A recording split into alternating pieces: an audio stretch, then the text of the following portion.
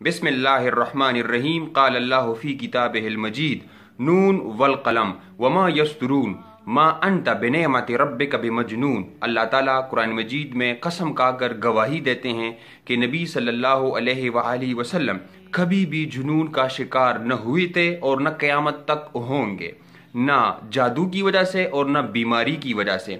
कुरान मजीद की ये गवाही ओपन और दायमी है, ये गवाही महदूद नहीं है।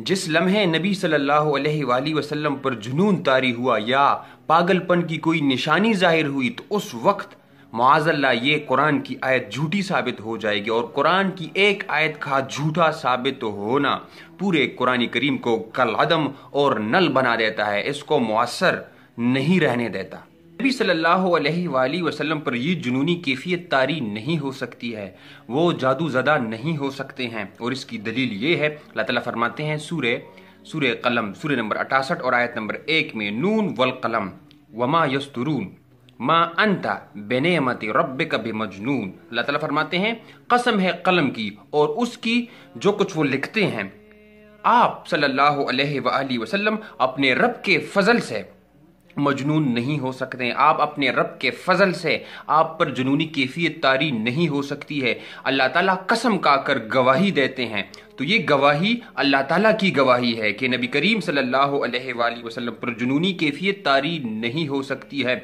मा अंता बिनिअमति रब्बिका बिमजनून, ये गवाही मामूली गवाही नहीं है, ये एक गैर मामूली गवाही है, क्योंकि अल्लाह ताला कसम खाकर गवाही देते हैं जो मुस्तकबिल का उसी तरह वाकिफ़ है जिस तरह माजी का वो वाकिफ़ है, और उसके लिए आने वाला कल उसी तरह यकीनी है जिस तरह उसके लिए गुजरा हुआ कल यकीनी है।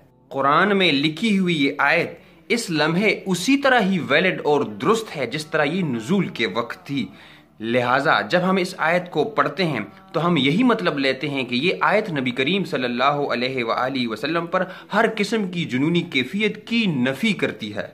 हम यूं नहीं समझते हैं कि ये आयत मनसूख हो चुकी है, जिस वक्त नाजिल हुई उससे पहले की गारंटी तो देती है, बाद की कोई गारंटी नहीं देती है। ऐसा बिल्कुल नहीं है, और ऐसा भी नहीं है कि रिवायात में एक बात आ गई है तो कुरान करीम की आयत मनसूख हो चुकी है, ऐसा बिल्कुल नहीं है। कुरान करीम की ये आयत हमेशा रहेगी, और वो आयत क्या है? मा अंता बिनिअमति रब्बिका बिमजनून, ए नबी करीम सल्लल्लाहु अलैहि वसल्लम अपने रब के फजल से तुम पर मजनूनी कैफियत तारी नहीं हो सकती है, तुम मजनून नहीं हो।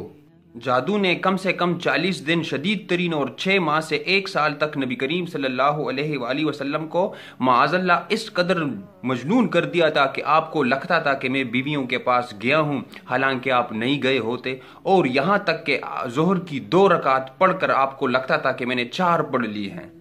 हमारे पास इसके अलावा और कोई चारा नहीं है कि हम कुरान करीम की इस बात को मान ले कि आप सल्लल्लाहु अलैहि वसल्लम पर जुनूनी कैफियत तारी नहीं हो सकती है। अगर हम वो रिवायात वाली बात मान लेते हैं तो कुरान की इस आयत का क्या होगा जिसके मुतल्लिक परवरदिगार का इरशाद है, ज़ालिकल किताबु ला रैब फीह, ये वो किताब है जिसमें कोई शक नहीं है।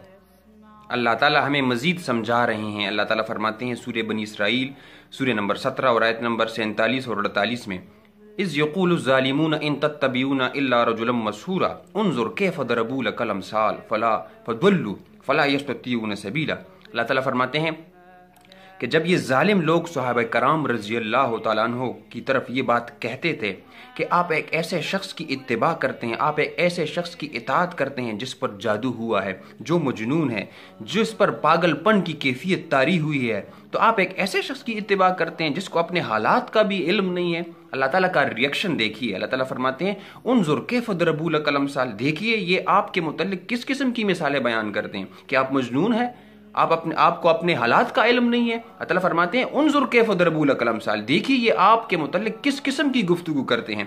फद्वल्लू, बस इस किस्म की गुफ्तगू करने वाले, फद्वल्लू, बस वो गुमराह हो गए। मेरे महबूब मोहम्मद सल्लल्लाहु अलैहि वसल्लम मजनून नहीं हो सकते हैं, वो सहरज़दा नहीं हो सकते हैं। फद्वल्लू, इस किस्म की गुफ्तगू करने वाले के मुतल्लिक कहा जा रहा है फद्वल्लू, बस वो गुमराह हो गए।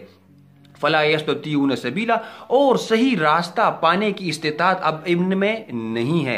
अल्लाह ताला से दुआ है कि हम इस किस्म की गुफ्तगू से परहेज़ करें, इस किस्म के अकायद से हम बचें और अपने अकायद को कुफ्र और शिर्क से پاک و صاف کریں۔ اللہ تعالیٰ سے دعا ہے کہ ہم سب کو حق سمجھنے کی توفیق عطا فرمائیں۔